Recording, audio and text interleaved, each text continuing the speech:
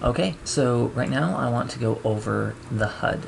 A lot of this stuff is movable, all of this stuff you can reposition, and so your screen does not look like my screen does right now, but my screen has a lot of critical information that is pretty much always going to be needed. So first up, this right here, this circle that shows your shield, armor, and structure, as well as your capacitor, and your current speed. That is technically your HUD. It includes all of that I just said. It includes these 7 icons, and it includes all of your fit modules. That is all your HUD. So let's talk about this. First up, you have shields. Shields are your primary layer of defense. Shields recharge over time, and when shields are lower, they actually recharge faster. So I believe, if I'm remembering right, 25% of your shield capacity is when your shields actually recharge at the highest amount. So anything less than 25%, unless you have the appropriate skills researched, some of that damage can and does actually bleed through into your armor.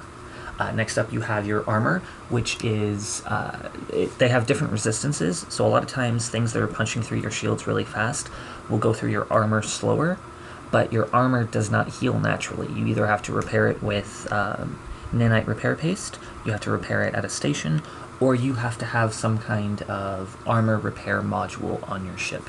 And then finally, you have structure. This is the most important item in your defensive arsenal. If your structure reaches 0, your ship is destroyed, your pod is ejected, and people could potentially lock onto your pod and kill you. But more importantly, your ship is hella expensive, or at least some ships that you fly will be very expensive. So you want to always try to keep your structure at the not dead level. Now next up, you have holds and bays. So if you click this item, this button, it brings up your ship bay. In my case, my ship has 2 different bays. I have my cargo hold, and then I have my drone bay. And this is where I have drones that I can launch to go fight things on my behalf. Next up, you have the tactical camera, and you have the tactical overlay. Now, if I turn the tactical overlay off, that leaves me with my tactical camera. So I can zoom out, and ooh, it's just dead space. I see planets, I see combat anomalies, I see bookmarks, I see my ship, and I see the Tataru station. Now if I turn the tactical overlay on, that means I now suddenly have a grid out to 200 kilometers. And it's very useful when you have a lot of things on grid. It helps you see what is a potential threat. So if you're surrounded by hostile enemies, I very much suggest having the tactical overlay on. And really, unless you're about to take a screenshot, there's no reason to have it off. Now, you have tactical camera, you have orbit camera, and you have first person camera. So these 3 buttons on the right side are your different camera options. So orbital camera just zooms in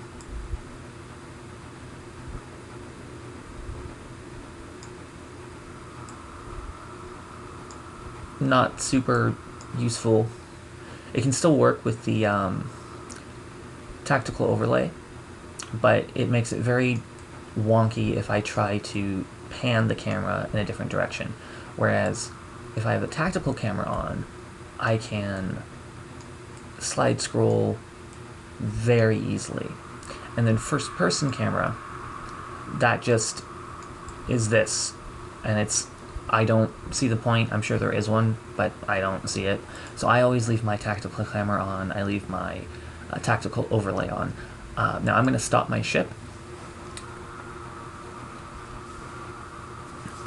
And the reason I am stopping my ship is because I am currently tethered. So in this section, this area right here, around where this tether icon is. That shows you all the statuses that are currently being applied to you. That shows you if you're being warp disrupted, if you are being webbed, which means your maximum speed is basically cut in half. It shows you if you're being target painted, if you're being jammed. It also shows every positive effect on you. So in my case, I'm tethered. That means no one can lock onto me, no one can deal damage to me. I am tethered to this lovely station right here. So the reason I stopped is because if you get too far away from the station, then your tether will break, and if someone were to warp in on me, land on top of me, they could lock me up and they could deal a lot of damage to me very quickly. So next up, you have your scanners. And this gets a little more complicated as I kick my computer. Directional scanner and probe scanners. I'm going to be using the probe scanner right now, and I'm going to be using it to warp to a ratting site. I'm going to do 50. Drive active. I'm going to zoom in, align, and warp off. And this is kind of to show you what the tactical camera looks like in actual combat, as well as to let me use better use the overview and the drone window. Now, I talked about your defenses. That's basically all those together equals your health bar. Your capacitor is kind of like your mana in a JRPG or in really most video games that have a mana system. Everything you do is going to use some amount of capacitor. Your capacitor regenerates over time. It regenerates faster the lower it is, and if you run out, it stops you from doing things. So I have this. I'm going to orbit this collidable structure at 30. I'm going to launch my heavy drones,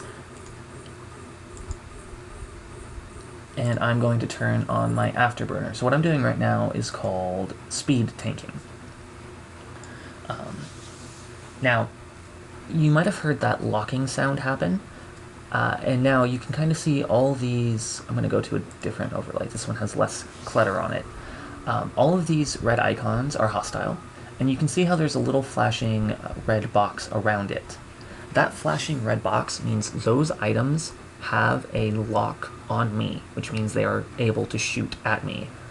Now, in addition to that, you can see these white arrows pointed towards the icon in the center. That means I have a lock on those two ships, as is represented by the Tower Sentry and the Hellhound that are up here. I can also lock another and see how the item changed. It showed 4 arrows pointed inward as I was locking onto it, and now it shows 2 arrows inward, indicating that I have a lock on it. I'm going to tell this one to engage a target.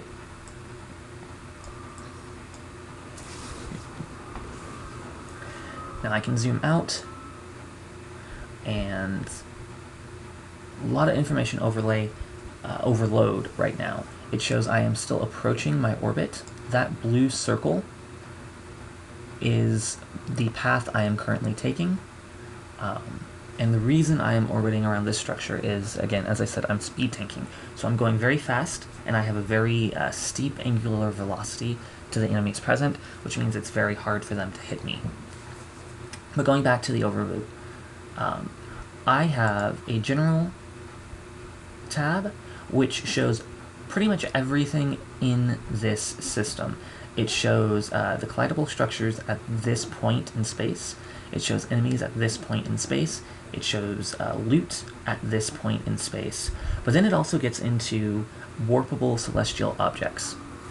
So each of these things are things that I can warp to. In a lot of cases, they are either stations or player-owned structures. There is also warp gates and beacons, and I can pretty much, if an enemy were to jump in and land on top of me, I could just pick any of these random objects that's more than, like from the 2.5 AU all the way up to the 54.3 AU section. I could just pick one, I could right-click and jump, or right-click and warp, and it's a quick way for me to get away from this place if there are a lot of enemies present. There is also a mining overview.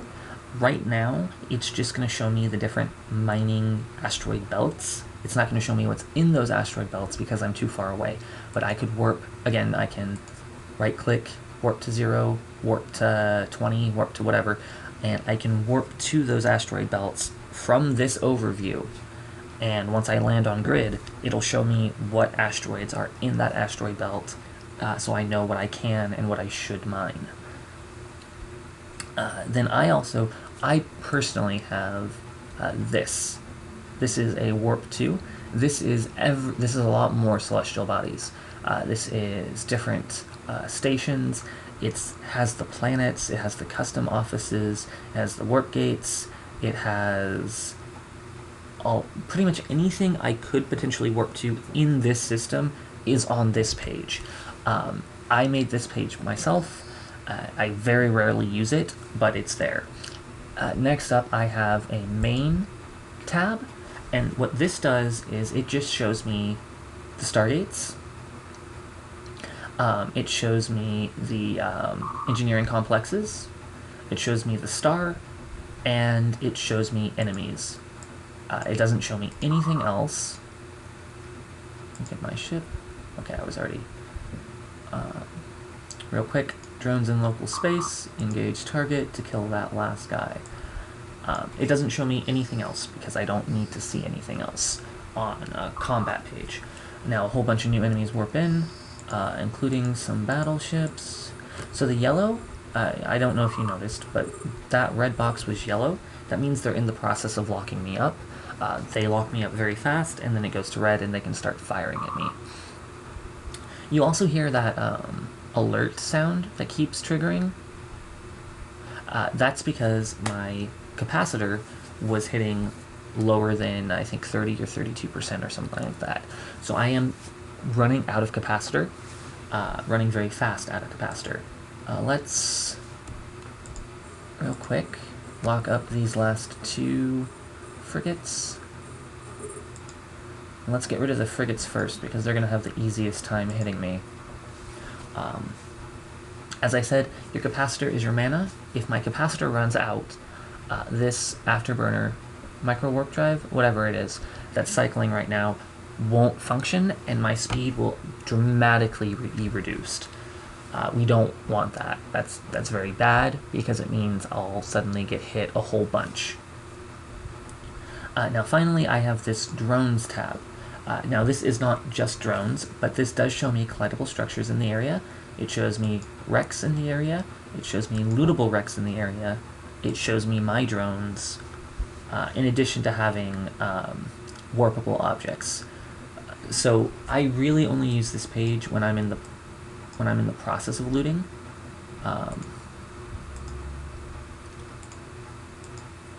But this is my overview, and actually, real quick, there's an add tab function. So I'm going to do, this one is going to be called Test for LoRa. Test for LoRa. And what I can do is I can do load defaults all. And so now every single thing in this in the world that I could possibly have on a tab is here. Now I'm going to go through and moons, and I'm going to remove moons from overview.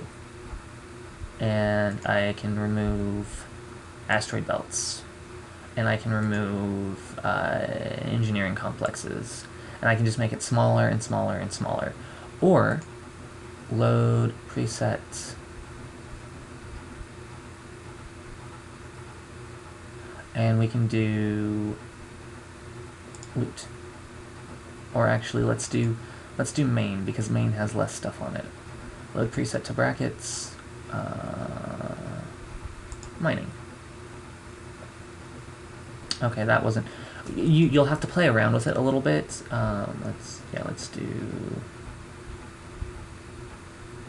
PvP. No, also not useful. But basically, you can create a new tab, and then you can remove or you can add what you want, I'm going to stop my afterburner to let my capacitor get back up. So I'm going to start taking more damage very quickly. But you can play around with what your defaults.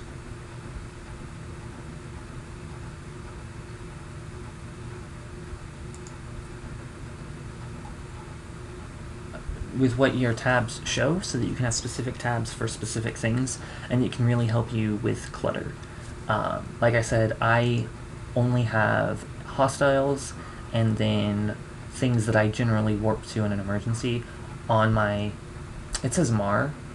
It actually should be main. I just misspelled it, typo, like you saw with the test for Laura. I can delete tab.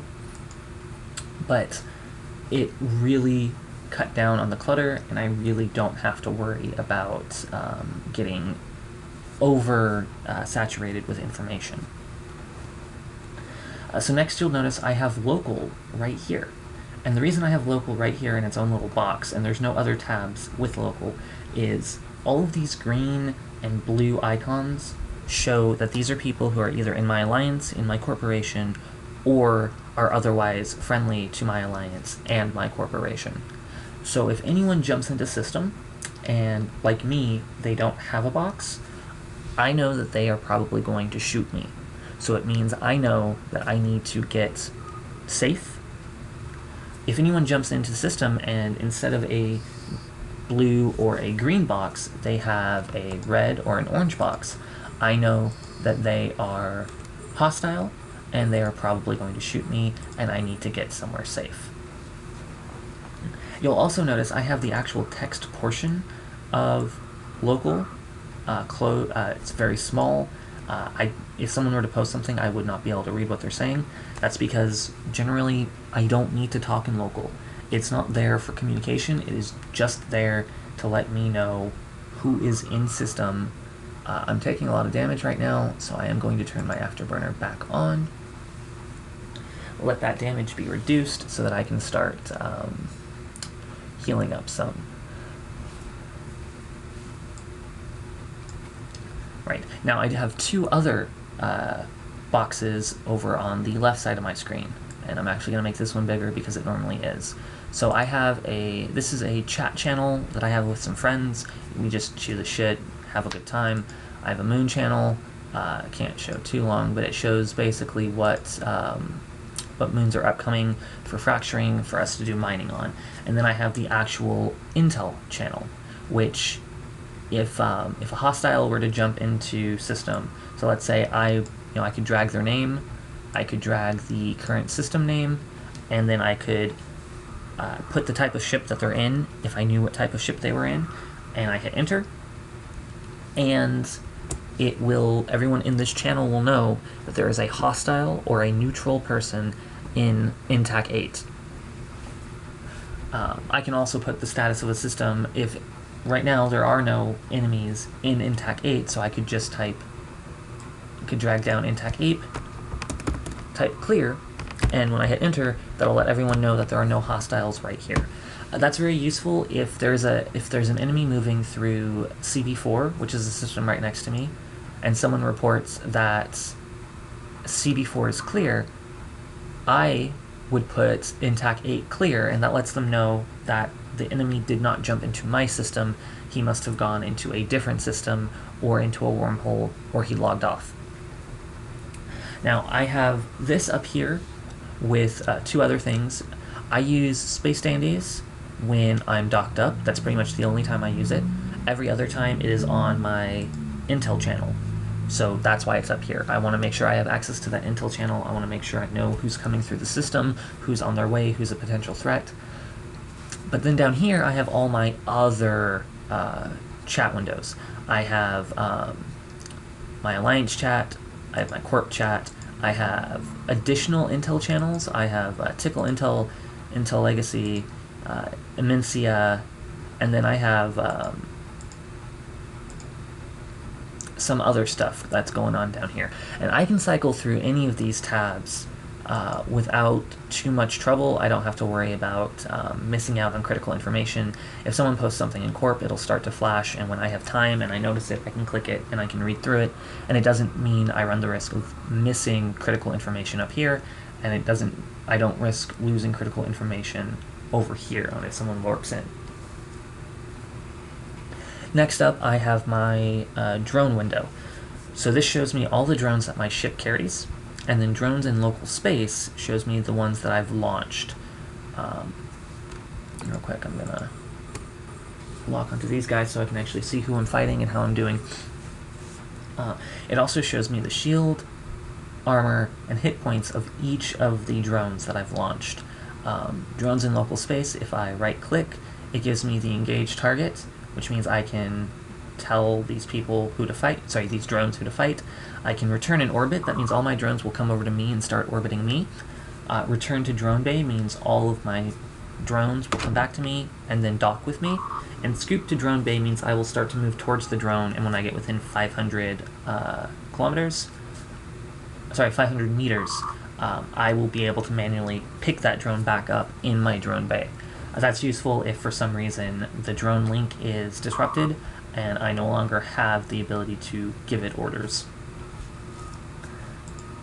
Real quick, I am going to open my cargo hold. I'm going to launch for self. So I just launched a mobile tractor unit. It has that green line going around it. Once that green line is full, it'll be deployed. You can see that it is on my main. So it's now active, and it is going to start locking all of those wrecks and dragging them towards it, and it's going to start scooping loot. Now I am also going to select. So you see I just left-clicked, and now there's a blue bar around it. That means the mobile tractor unit is selected. I'm going to hit Control, hold down Control. I'm going to hit B, and it brings up my bookmark option.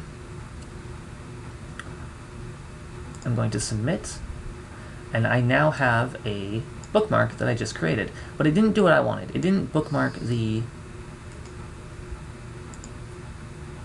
tractor unit. So instead, I'm going to left-click and click Save Location. Mobile tractor unit, and it is currently 1250. Submit. I now have bookmarked that tractor unit. It is going to continue to draw wrecks towards it, and I'm going to let it do that for a minute. I'm going to turn my afterburner off. Now, drones in local space, I could do return to drone bay. I could tell individual drones to return to drone bay. I also have my ogres sectioned off into their own category, and my praetor sectioned off in its own category, so I could just return the ogres to my drone bay and leave the praetor out, but instead I do want to return all of mine to drone bay. I'm going to actually start orbiting the mobile tractor unit so that I can pick it back up soon. But finally, the last part of this lesson are your slots.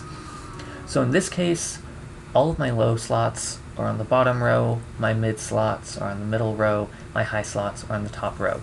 Only one of these items is actually an active module. That's my afterburner. I can turn it on, use capacitor, get a huge boost to speed. I can turn it off, and then once it stops cycling, that huge boost to speed drops down because my maximum speed is no longer that fast. Everything else, if I try to click it, you are attempting to activate a passive module. You are attempting to activate a passive module. I can't activate any of those. I don't need to because they're passive. This is useful because if you left-click, you can put offline. So that's normally if you have too much stuff on your ship and you don't have enough if you don't have enough power grid and you don't have enough CPU on your ship fitting, you can put certain modules offline to free up space, and then you can turn other modules on. So it gives you the option to, it's not necessarily re-equipping, but it's like when you have multiple item sets that you on a character and you can switch between item sets.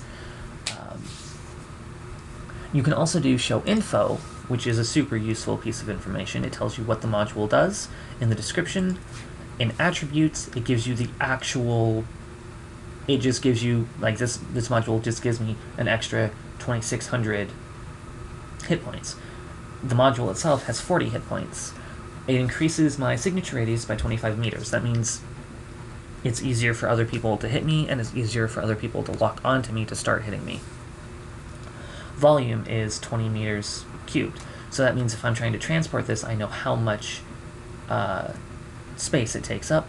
The tech level, it's a level 2 because it's a tech 2 item, and then the meta level is a little wonky. This just means it's not a specialized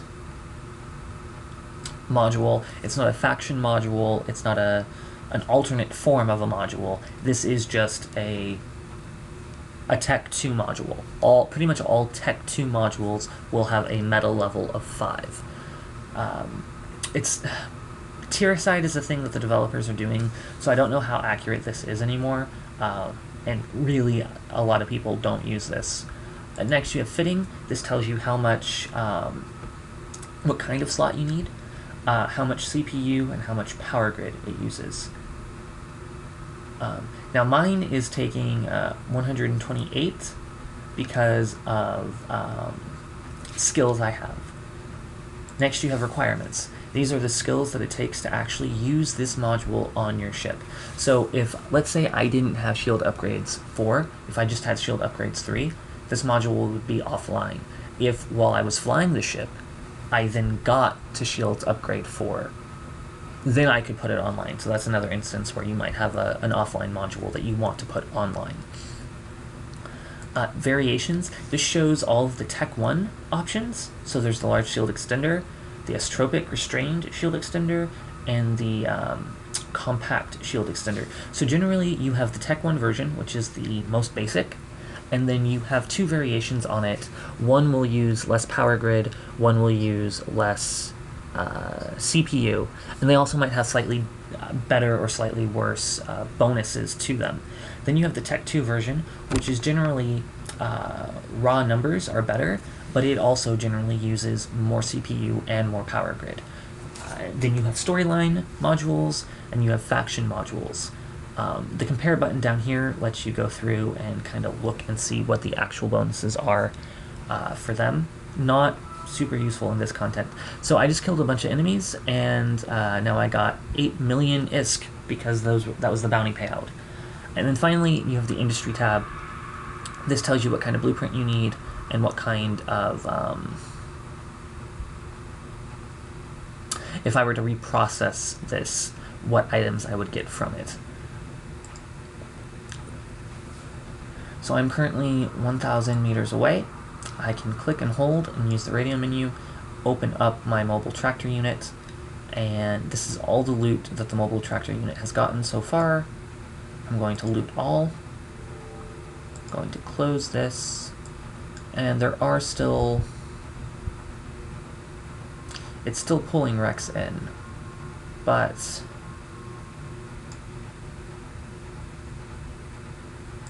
I'm going to go ahead and... See, there's a wreck that it's pulling towards me. I'm just going to scoop to cargo hold. I'm going to open up my probe scanner, and that was a hub, that was a port. I'm going to jump to another port.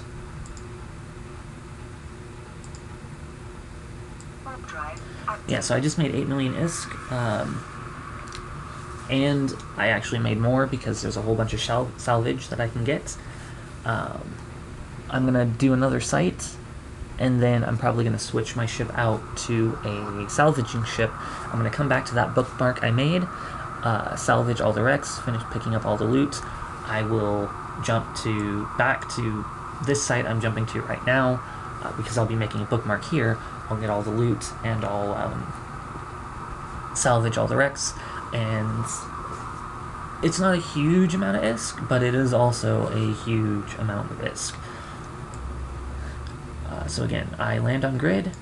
I'm going to switch over, find a collidable structure, I'm going to orbit at 30, turn my afterburner on, launch all 4 of my Navy Ogres, launch my Praetor. I'm going to tell it to engage the heavy missile batteries, and it's going to take a minute or two or moment or two for me to get that angular velocity I need. But this time I'm going to do it earlier. I'm going to go ahead and launch my mobile tractor unit, launch for self. I'm going to save location.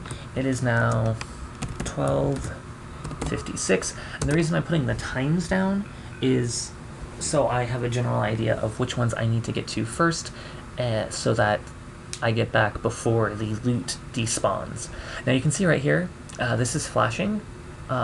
There's been really only one report in this intel channel so far, so I feel safe in switching over. Someone has messaged me. I can respond. Switch back. Easy peasy.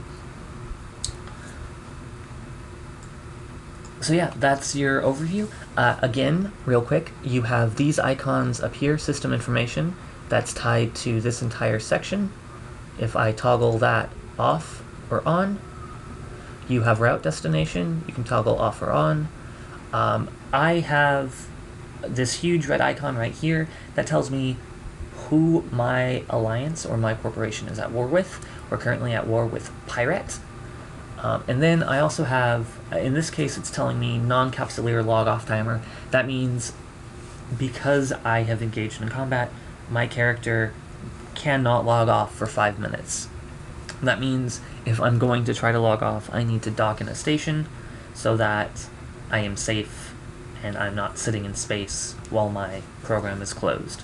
There are also capsuleer aggression timers.